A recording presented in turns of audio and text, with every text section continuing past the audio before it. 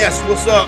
Welcome into Sportstopia Fantasy Fire and Ice NBA edition. It's your boy Corey Parson, the fantasy executive, along with my man Stu, aka Montone Football. And it is a high holy day in the world of sports today as the 2023-2024 NBA campaign will kick off. So basically from today to just about Father's Day of 2024, the NBA will be front and center in the sports world. Obviously, a lot going on to get things started. So coming up on the program today, listen, we got two games tonight. Los Angeles Lakers and Denver Nuggets. Nuggets getting ready to get their championship rings, stunting in front of LeBron James. And then in our nightcap tonight, we get Kevin Durant making his first appearance at the Chase Center as the Phoenix Suns take on the Golden State Warriors. A new look Phoenix Suns, Bradley Beal on that team, DeAndre Ayton going a lot to get into. Got a full slate tomorrow. Going to talk about some of the games I've already bet for tomorrow, not to mention the fact we'll look into some betting trends and some BetMGM insights. Stu, my man, welcome to the 2023 National Basketball Association season. Thank you, man. It's that rare time of year where you can go away from a Monday night football, game, turn those profits over, bet it on Steph Curry. The next day you can turn that over, bet it on Alex Ovechkin. We've got all the major sports going. We've got some of the best players in the world playing basketball tonight. I'm fired up, man. It's a new chance to make some more money, which is what we're trying to do at the end of the day here. But we're all basketball fans as well, so I'm fired up. All right, right now, this is about take a look across these odds. Denver Nuggets, Los Angeles Lakers. That's our first game tonight. That's a 7:30 p.m. Eastern time tip. This one right here, Nuggets laying 5.5 at home versus the Lakers. That's pending across the board rematch of last year's Western Conference Finals that was won in sweeping fashion by the Denver Nuggets. They could have went to 9 games. It may have been 9-0. And then the Golden State Warriors are 1.5 favorites versus the Phoenix Suns. Looks like we're seeing more of that. FanDuel is going up to 2.5 on the Golden State Warriors. So that's interesting right there. So right now, FanDuel laying at 2.5 with the Golden State, with the Warriors. Everybody else sitting at 1.5. We'll come back and check in on those numbers in just a bit. You know what I'm saying? But I want to get us started talking about last season, Stu, and looking back at some of the things that took place last season for against the spread purposes. And last year, the best teams against the spread, teams that hit at 54% or higher, the Orlando Magic, the Oklahoma City Thunder, the Boston Celtics, the Utah Jazz, and the Philadelphia 76ers. And Stu, I think this tells an interesting story coming into this year about how betting against the spread in the NBA can very well go. You have teams like Utah, Oklahoma City, and Orlando that were really undervalued, and teams like Boston and Philadelphia that were really good and lived up to their potential value. Yeah, no, I agree. And I mean, it's obvious why we don't hear the Lakers of the world on those kind of lists, the Knicks of the world, because even if these are great squads, they're teams that the public is all over and you're not getting value on that number. And you kind of nailed it right there. A team like Oklahoma City pretty much lived undervalued all of last year, even when they showed us just how good they were. Frankly, because we don't see them on TV. They don't have the LeBron James on the squad, and that obviously changes things. So I like you mentioned that right there, and I think it's important to always kind of look at these undervalued teams and a little bit less at the teams that we all know and recognize. Now, it's interesting that you mentioned that, right? Let's stick with the Oklahoma City Thunder, because are they to the point now where they're like, okay, I don't want to say odds makers catch up with them, but are they going to go from being undervalued this year to being overvalued? Because a lot of people picking this team to not make the play-in tournament, but to be a top 6 team in the West, a team that can compete. Do you think that we see situations this year where that ATS number could possibly flip for the Oklahoma City Thunder? I think so. I mean, the bookmakers have had a whole offseason to adjust and to kind of see where they lost last year. And Vegas lives on for a reason. They're never going to be broke, right? You never seen a bookie with a part-time job. So for me, I believe they're going to writing articles for Sportstopia. And I'll just say, just to close it off, though, I think you always need to be looking for that next team. So I don't think we can sit and rely on the Oklahoma City of the past, because I think they've caught up now. We need to find who's that next team team that's ready to take that level? Is it the Pistons? Is it the Bulls? You got to find these teams that the public is kind of down on and get there before everyone else does. Maybe that team is the Orlando Magic. Orlando was a team last year, as I mentioned, hit against the spread at about 54%, 45 and 35 versus the spread last year for the Orlando Magic. Obviously, not a playoff contender team, nothing like that. But this team this year, you get year 2 on the bench, Banchero. You still got some good ancillary pieces around them. Are the Orlando Magic a team that you can see back in against the spread successfully this year? Yeah, I think that's a good one. They obviously have something not a lot of regular season teams have. They have defense, right? This isn't necessarily the flashiest team in the world on the offensive side of the ball, but they got a lot of guys that play hard. They just re-signed Cole Anthony, which I think was a pretty good pickup. A little bit of a crowded guard room. I'm a fan of Fultz over there. The healthier he's looked, the better he's looked. I think that's a guy that's a legit rotation piece on a lot of good teams. I think it's a solid team. I would be a little bit more worried, like you said, come playoff time. I don't think they have the all-star upside to maybe make that deep run. But I agree. I think that's a good team, especially with Paolo getting even better after a phenomenal rookie season. Second best team ATS in the league last year was the Utah Jazz, 47-33, and I guess that would have to be 47-33 and 2. No, 1. That had to be 47-33 and 1. 47 ATS wins, covered the spread in 57% of their games. And the reason why that is, the Utah Jazz came into last season with thoughts of people thinking that they were going to be a team that was tanking.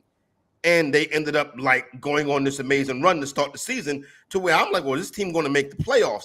They kind of folded up shop late in the year, but still a very good against the spread team. What do you think of the Utah Jazz coming into the season? I think that's one that still will have more value, to be honest, because I don't think the public has necessarily given Utah the credit maybe that they deserve for what they did last year. Well, I think we kind of already gave OKC that credit. So for me, I think it'll be a good angle. Obviously, I'm curious to see, can Lauri Markkanen keep playing at that extremely high level that he played at last season? Obviously, got him all those accolades. They've got some young pieces there. It'll be a fun team, and I think they should be pretty good against the spread because, like I said, I don't think people have really given them the respect they deserve. Also, John Collins down there, that could be an interesting piece. I'm excited to see how they use him, how they revive his career. All right, on the flip side, teams last season that covered the spread in less than 43% of their games, the Detroit Pistons, the Houston Rockets, the San Antonio Spurs, the Dallas Mavericks, and the Miami Heat. So what you see right here, the Miami Heat was the worst ATS team in the NBA last year. The worst. The Dallas Mavericks, well, matter of fact, they were tied with the Dallas Mavericks for the worst ATS teams in the NBA last year, Miami and Dallas. These are teams, Stu, that were overvalued the majority of the season. And this is a kind of a trend that you want to catch on to quickly. And if you're a league pass guy or gal and watching every night, you'll catch on to these things because as soon as I saw Miami, I was like, oh, wait a minute. This Miami team, this is a team to fade against the spread. And that also was the case last year with the Dallas Mavericks. Yeah, and it's one of those things that you don't really get unless you watch a lot. And like you said, the Miami is a specifically good example because even when they win games, they win in the scrappy, they fight you. They don't cover those big spreads that you want, right? Even against these disappointing teams. For me, it's always important to see which teams play up to their opponents and which teams play down to their opponents. Because obviously, if you're not going into these games, 100% effort, absolutely killing these bad teams, then you're going to have these kind of rough spread records. And I think it shows here. Dallas is a more interesting one. I mean, what do you think? Do you think that's the Luka effect of just people never wanting to go against Dallas and then it hurting them in the end? It's a couple things with Dallas. This is what I'll say with Dallas, right? They always play on television. So they are kind of always in these spots, right? Especially early in the season. What you'll see is the primetime games early in the season are going to be heavily bet because say for example, on a Tuesday night, like a night like tonight, there's no football on, but people have a ton of football money sitting in their account. So who are they going to back? Are they going to back Luka and Kyrie Irving? Or are they going to back, the Atlanta Hawks? You see what I'm saying? They're going to back Luka and Kyrie Irving. And I think a lot of that plays into why the Dallas Mavericks had this bad ATS record, because I think people bet them blindly in prime time spots. Yeah, that makes a lot of sense. I'm hoping that them actually being healthy at the same time this year means we get that better performance. Because you are right. People obviously see the names and they automatically click. But a lot of the time, they were not healthy last year. How many combined games did these guys play together? I don't think it was more than like 15, towards the end of the year. I think it was mostly either one guy or the other starting. So for me, as a guy that likes, I want Dallas to succeed. I think they're a fun playoff team. Just getting Luka in the postseason has already given us some good moments throughout history, whether it was that Clippers shot, that rivalry they got. I want this team to make it to the playoffs, especially with Kyrie there now. Oh no, I'm a big fan. You know what I'm saying? I'm a big fan of both players, Kyrie. I'm a big fan. Now, get me wrong. I'm very tough on Kyrie Irving. You know what I'm saying? I'm hard on him because he's super duper talented. You know what I'm saying? And sometimes I wish it would just be more about basketball and less about everything else. But you know what I'm saying? I'm not telling him to shut up and dribble. You know what I mean? I don't want to go that route, but I'm just saying, it's like, for Christ's sakes, Kyrie Irving. You know what I mean? Can we play basketball? You know what I'm saying? And be the elite skill player that you are, all right there. All right, so let's hop in and discuss some win totals quickly. Now, these are the teams and the win totals that the public has bet the most. These are the win totals that the public has bet the most. The Pacers 38.5, the Pistons 28.5, and the Bucks 54.5. Now, the Pacers, they're betting the over. The Pistons, they're betting the over. Pacers 38.5, Pistons 28.5. Now, Stu, I was burnt by the Pistons win total last year. I'm romantic. You burned me once, and you got to get penicillin. I'm off of you for a little bit. You know what I'm saying? So I'm not going back to the Pistons win total, but I do like the Indiana Pacers to be a 43 to 45 wins team this year.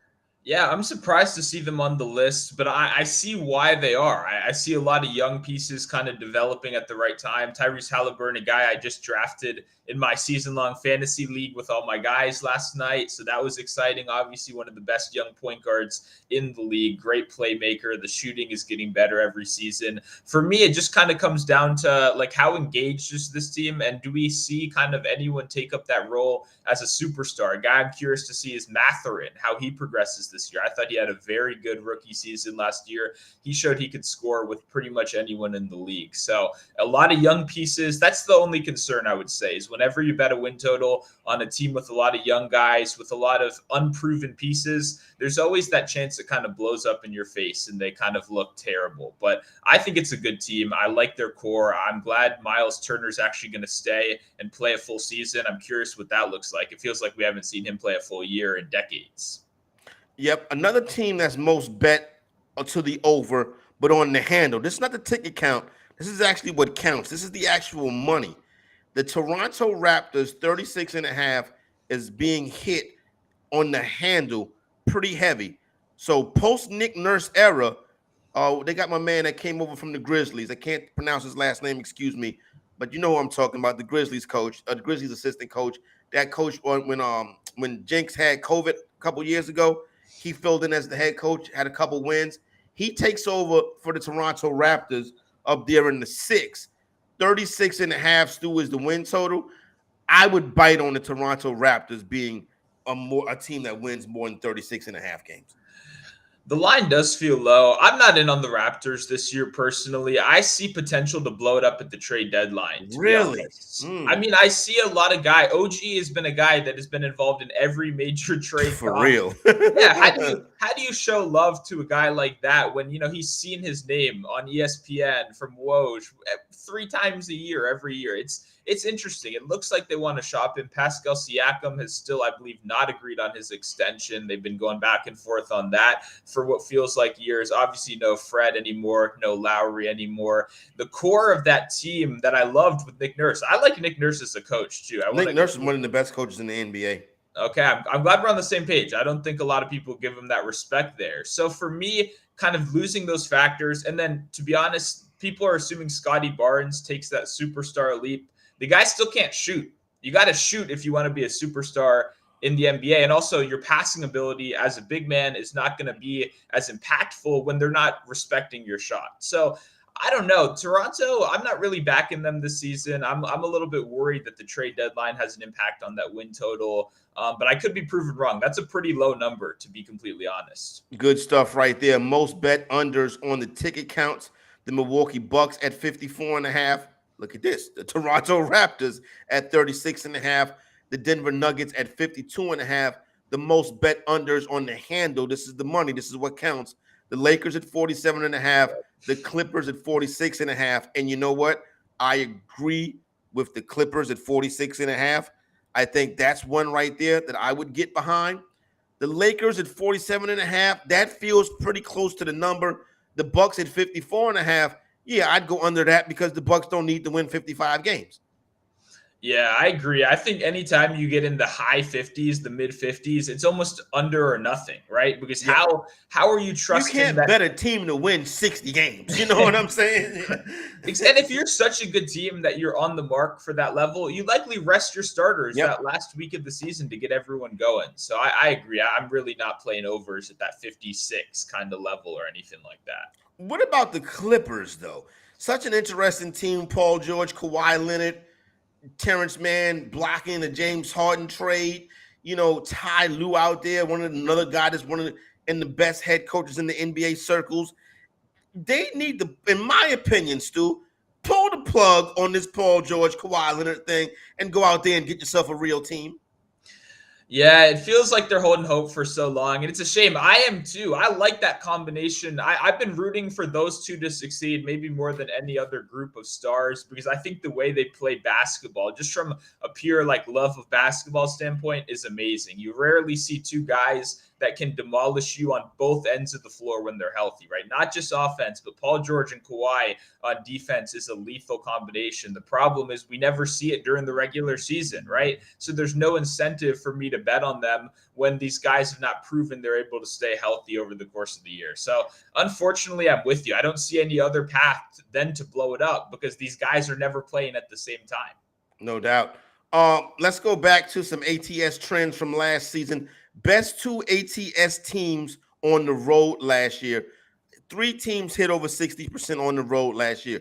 The Utah Jazz, who we've already discussed, and then the New York Knicks and the Sacramento Kings. And once again, what you see is teams with low expectations, undervalued on the road and getting it done. I think the Knicks under Thibodeau are always going to be a good bet on the road because that's a culture thing. The Kings, though, is interesting. Can they continue to be road warriors? I think they can. I think Brown is going to continue to emerge as one of the best head coaches in the NBA. The more he kind of, reigns in, I believe he already won last year after that first effort there. But well-coached team, and I think the reason, number one, they're always going to be undervalued. To me, they're a better version of this, but they're like the Minnesota Vikings of the NBA, where they're going to play up-tempo. We're going to see pace. We're going to see scoring. And then even when they do lose, they're not losing by a lot. They're staying in games. They lose very close. They play everyone tight because at the end of the day, they're not really trying to lock you down on defense. They're saying, let's run. You play our style of basketball, and it's working pretty well. So I like the Kings. I like what they're building down there. I think they should be good against the spread again this year. All right. The worst road teams against the spread last year, right? There were 3 of them. The Memphis Grizzlies, the San Antonio Spurs, the Golden State Warriors, under 35% covered the spread and under 35% of their road games.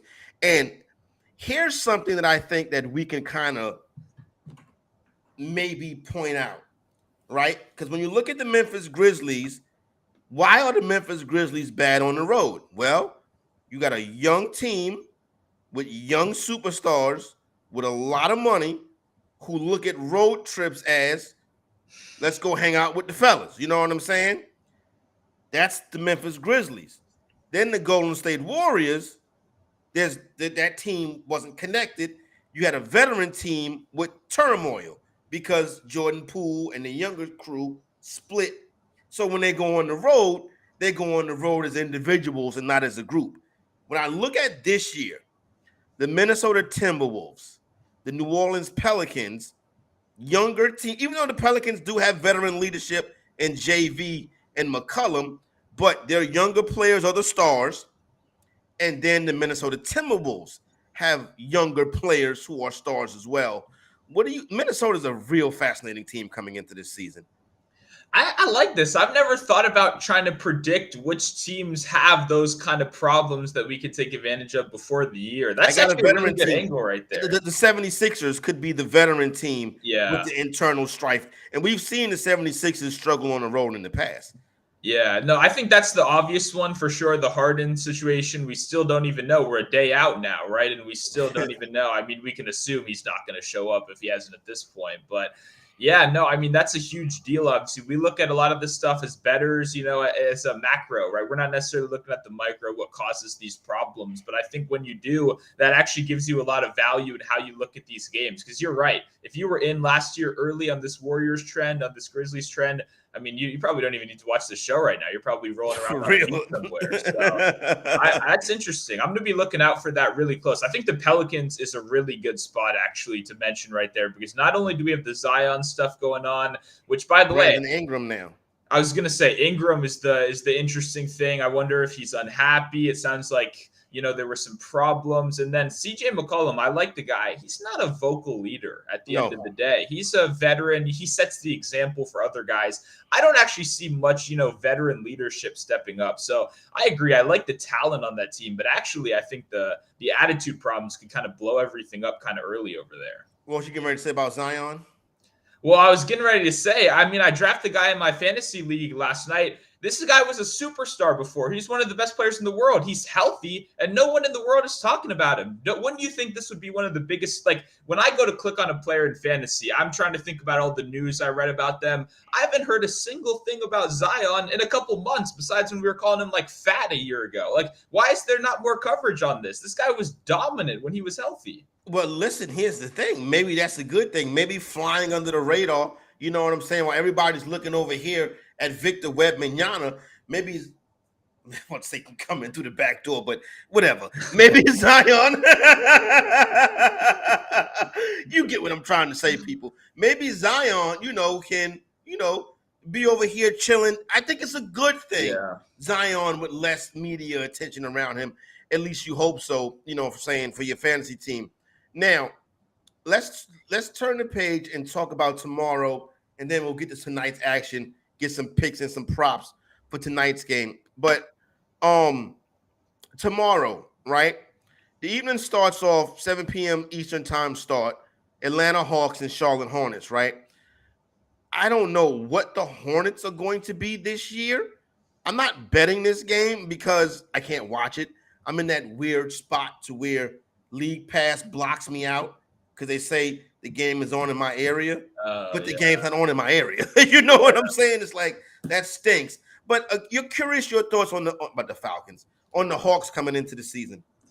Yeah, it's interesting. These are two teams I'm kind of lower on. I still need the Hawks to prove it to me first, right? I mean, we've got DeJounte. We got Hunter, a very interesting young guy. We obviously got the bench is pretty strong with Bogdanovich there. It's just, can these pieces actually come together? They assigned Okongwu to that $62 million extension. I think a very underrated bench player, guy I would want to see more of this season as well. So I like the pieces individually. The coach, obviously, they now going into year 2 right here. It's just one of those questions. Can they put everything together? For now, I'm just kind of out on them. Yeah, I'm kind of the same way. Listen, no action for me right there. But I did take a piece of your Washington Wizards getting 7.5 in Indiana. Just spoke about how much I love the Pacers, but I think 7.5 on opening night is aggressive. I mean, I'm in the same boat right there, obviously. I don't expect this Wizards team to be fantastic, but covering 7.5 against a Pacers team is a lot different than winning outright. And I think this should be a competitive game. Like you said, it's day one. I don't think we're going to see too many blowouts. I think you're on your A game. Your whole family's watching. This is before everyone pretends that they don't care anymore. The whole world is still tuned in to game one. And I think we're going to see some pretty solid performances. Poole making his debut, Kuzma there as well. I'm hoping so. I got that 25 points already locked in, so I'm feeling pretty good. No doubt. Yeah, I should go ahead and lock that one in too, because you know what's going to happen with that pool party. The Celtics, this line just moved up to a 3.5-point favorite versus the Knicks in Madison Square Garden. The short road favorite is one of my favorite spots to fade in the NBA. Yep. That road favorite coming in about 4 or less. Obviously, Boston is a wagon. The Knicks dominated Boston every time they played them last season. I think you get a raucous Garden crowd, especially an anti-Porzingis crowd. And I think it's a final possession game. I agree. And that's how the Knicks play everyone. But like you said, last year they played very good basketball against the Celtics. This is a great regular season game. I would say probably the best home field advantage of any team in sports, or at least in the NBA right here when MSG is absolutely popping. That is an insane feeling, insane atmosphere right there. So I'm with you. I like the points right here. I'm hoping to get a 4. That would be nice if I could just get that extra little point right there. I believe in it must have been like 94, 93. Eastern Conference divisions, Eastern Conference second round series. They came to Game 6 at Madison Square Garden. NBC was doing the intro package, and you could hear the crowd chanting defense before the game started. It was unbelievable. You know what I'm saying? It hasn't been like that in years, but it definitely can be a very intimidating place to play. Cleveland Cavaliers going to a place that's not an intimidating place to play, the Barclays Center. Cavs 2.5, got a 3 out there at DraftKings. This is an interesting spot right here. Like, I feel like some of the shine is off the Cavs after how the Knicks dismantled them in the postseason last year. And then you have it again, another short road favorite. Yeah, I mean, I guess the one thing, it looks like Jared Allen's going to miss this game, right? So down your starting center is never fun. I like the Cavs. I think the Cavs are going to be a team I'm on a lot this regular season. I think they're going to be a great regular season team. I don't know if they're going to be a great postseason team yet. That's obviously what they need to prove. I think I'm a little bit higher on Donovan Mitchell than the public is. I think still one of the better scorers we have in the NBA. And when you surround a guy like that with pure defense, that's what this team has. Mobley, we got Okoro, we got pure defense. I think that's a good recipe for regular season success. So I like them in game 1, especially against a kind of disoriented team that I don't trust yet. Like, what do we expect from this Nets team this year? I have no clue. I think they have to prove a lot still. So I definitely like the Cavs side in that game. Interesting stuff right there. Where you at on Ben Simmons? I mean, where can you be on Ben Simmons? Like, I don't know if he's going to play. It looks like that's surprise. That's where we had on Ben Simmons. He's going to play. Okay. Yeah. I mean, I don't know what else to say. I'd probably give you a nice 6-7 points, couple rebounds, couple assists, some solid defense. He seems like a role player at this point in his career. I don't think we can expect him to be anything more. Or at least I'm not expecting him to be anything more. Probably be a bad idea to look for something more than that.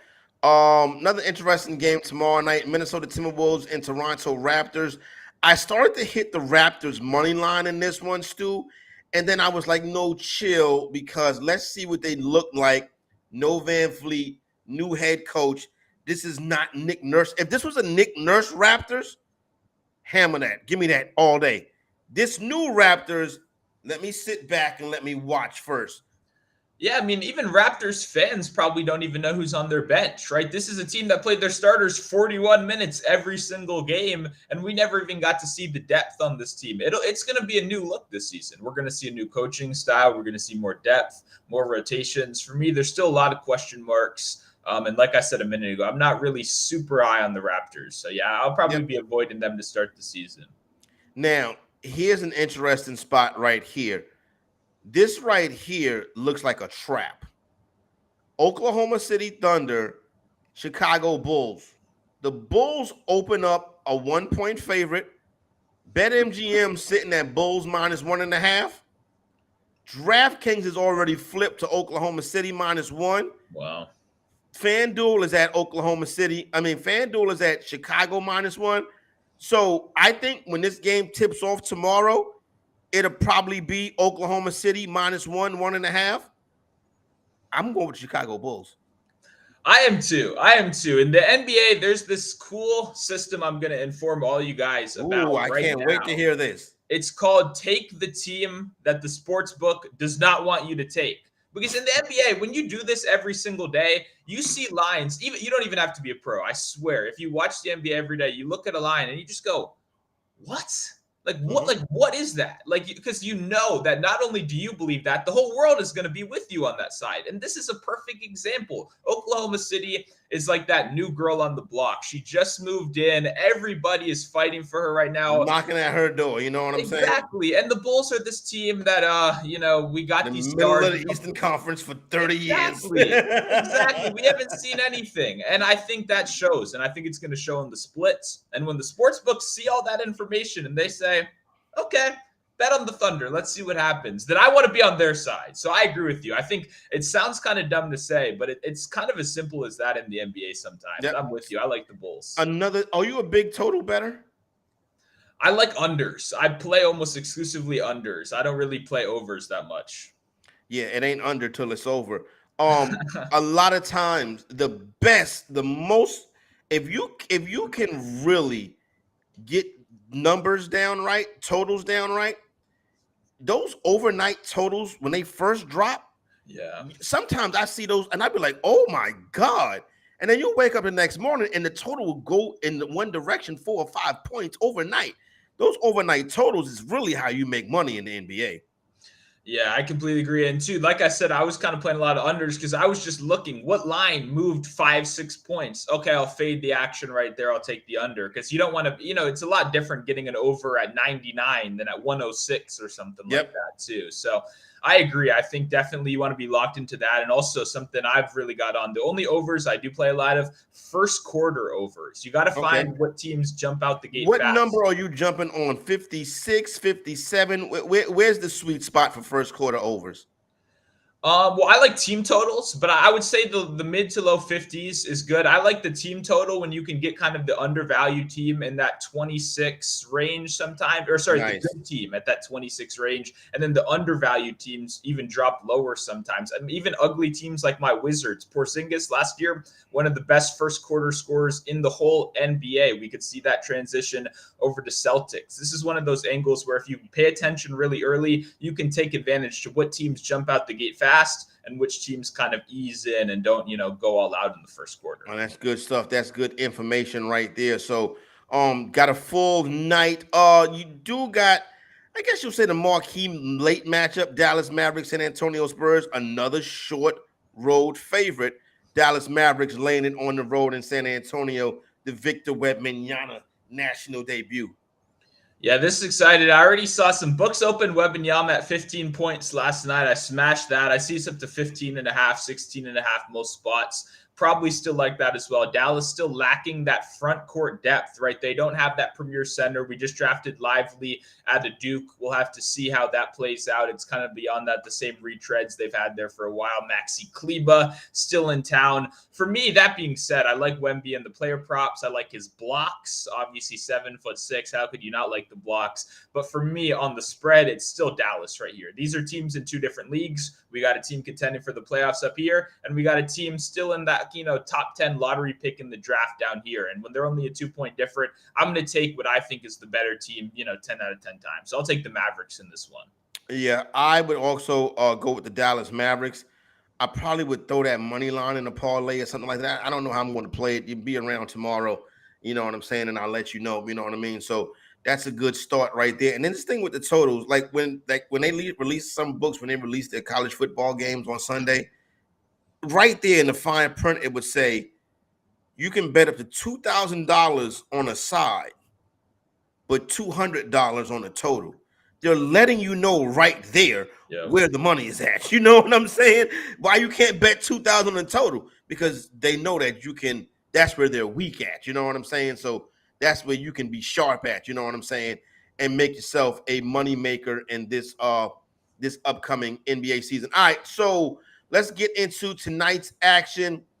Right now, let me take a look at the screen right here.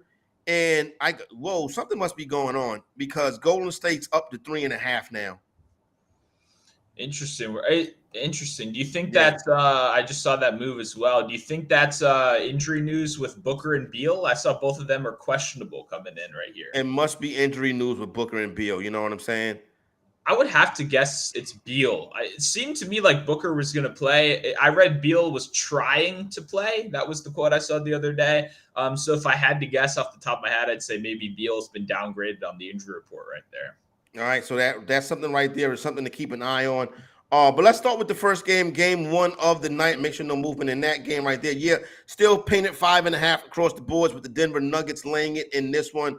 According to BetMGM Sportsbook splits, you got 50%, 56% of the tickets on who else? LeBron James. 79% of the handle on the Lakers as well, getting that 5.5. And then you have basically BetMGM, according to their splits, so that's for what it's worth.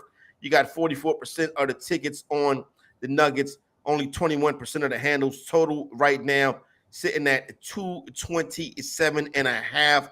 This, like, I don't put it like this. I don't bet LeBron James, and I don't like betting primetime favorites, so it's not going to be no play for me. Yeah, for me, I think I like the Lakers here. They're a team I had a lot of success betting on last season, which I know is not a common statement from a lot of people, but that's because I took the pretty much exact opposite approach of stop betting the Lakers against the Thunders of the world, against these teams where everyone was kind of expecting them to bounce back. I feel like they lost every game to the Thunder, to the Pistons, but they fight against the good teams, and you rarely get a chance. You like them as dogs.